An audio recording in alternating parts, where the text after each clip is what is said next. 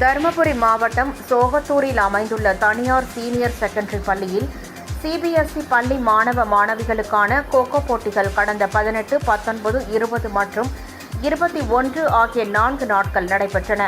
இப்போட்டியில் தமிழ்நாடு, புதுச்சேரி மற்றும் அந்தமான் நிக்கோபார் தீவுகளைச் சேர்ந்த 14, 17 மற்றும் 19 வயதிற்குட்பட்ட பிரிவுகளில் 1900 மாணவர்கள், 1700 மாணவிகள் என மொத்தம் சுமார் 3600 பேர் பங்கேற்றனர்.